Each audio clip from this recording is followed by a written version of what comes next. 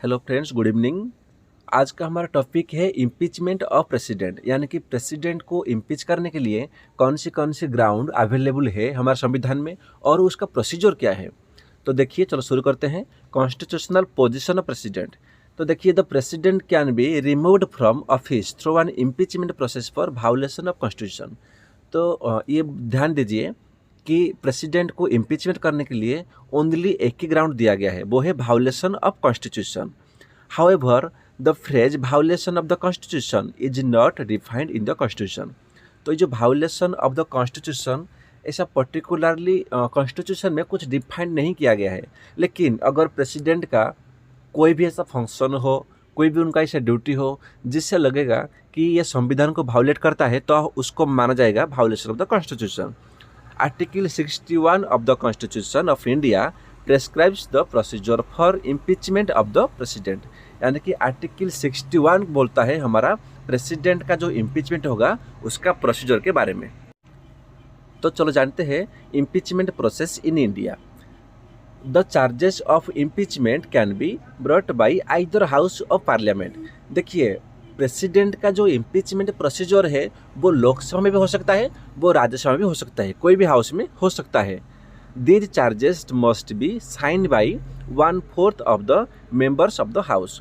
यानी कि जिस हाउस में पहले इनका जो इम्पीचमेंट शुरू करना है, अगर मैं सिंपल लैंग्वेज में कहूँ, सपोज लोकसभा में इनकी इम्पीचमेंट को भी शुरू करना है, तो सबसे पहले क्या होगा, 1/4 मेंबर, टोटल हाउस में जितना मेंबर होंगे, जैसे कि लोकसभा में अभी 543 मेंबर है, तो उसका 1/4 मेंबर अगर साइन करके स्पीकर को देंगे तो उनका जो इम्पीचमेंट प्रोसेस वो शुरू होगा। उसके बाद में the president must be given 14 days notice. यानी कि प्रेसिडेंट को 14 डेज का एक नोटिस दिया जाएगा। कब दिया जाएगा? 1/4 मेंबर साइन करने के बाद में। तो जैसे ही 14 डेज का नोटिस खत्म हो जाएगा, यानी कि 14 डेज कंप्लीट हो जाएगा, after the impeachment resolution is passed by A 2/3 majority of the total membership of that house. यानी कि जिस हाउस से ये 1/4 मेंबर साइन करके दिए थे, उस हाउस में अभी इम्पीचमेंट प्रोसेस शुरू हो जाएगा। तो अब जो वोटिंग होगा उसमें 2/3 हमारा 2/3 मेजोरिटी साइन करके देना पड़ेगा। ये होता है present and voting.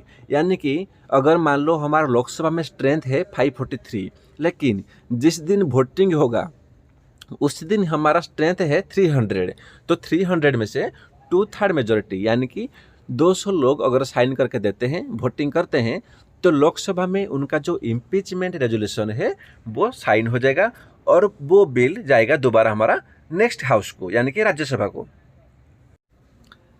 Then at such an investigation the president has the right to appear and be represented।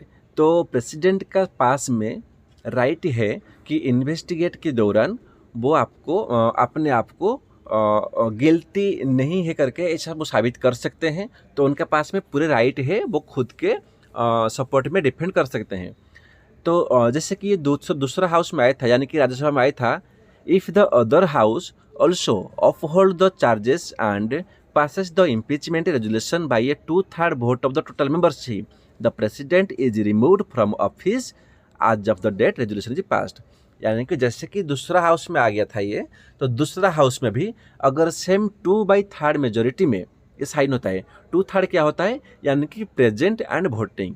तो राज्यसभा में जैसे कि हमारा मेंबर 245 है, लेकिन वहाँ पे अभी जिस दिन वोटिंग होगा वहाँ पे 180 प्रेजेंट थे, तो 180 का 2/3 यानी कि कितना होगा? 2/3 यानी कि हमारा होता है 120। अगर 120 बंदा साइन करके देंगे तो राज्यसभा में भी उनका इम्पीचमेंट सैंक्शन हो जाता है। तो ये दोनों हाउस में वोटिंग होने के बाद में इसको जो 2/3 मेजोरिटी है उसको बोलते हैं स्पेशल मेजोरिटी। स्पेशल मेजोरिटी से दोनों हाउस से जैसे ही इम्पीचमेंट पास हो जाएगा, उसका बाद में प्रेसिडेंट को इम्पीच किया जा सकता है। तो ये जो प्रोसीजर है उसको कहते हैं क्वासी जुडिशल प्रोसीजर। ध्यान रहे, प्रीलिम्स पॉइंट ऑफ व्यू में बहुत इंपॉर्टेंट है। ये जो प्रोसीजर हमने पढ़ा अभी, इसको बोलते हैं क्वासी जुडिशल प्रोसीजर। तो चलिए अभी कुछ इंपॉर्टेंट फैक्ट्स देख लेते हैं।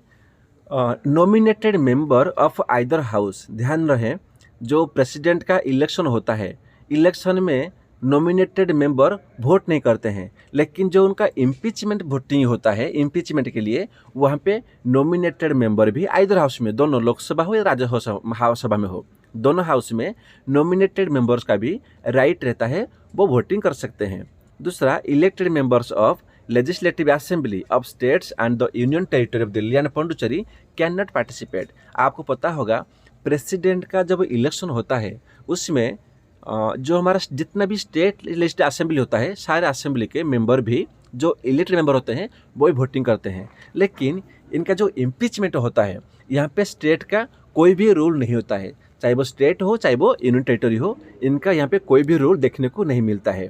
तो इम्पीचमेंट में सिर्फ लोकसभा और राज्यसभा ये दोनों हाउस ही वोट करेंगे, लेकिन यहाँ पे नॉमिनेटेड मेंबर भी वोट कर सकते हैं। देखिए, ये मैं जो वीडियो बनाया हूँ ये मैं स्पेशली स्टेट पीसीएस और यूपीएससी का मेन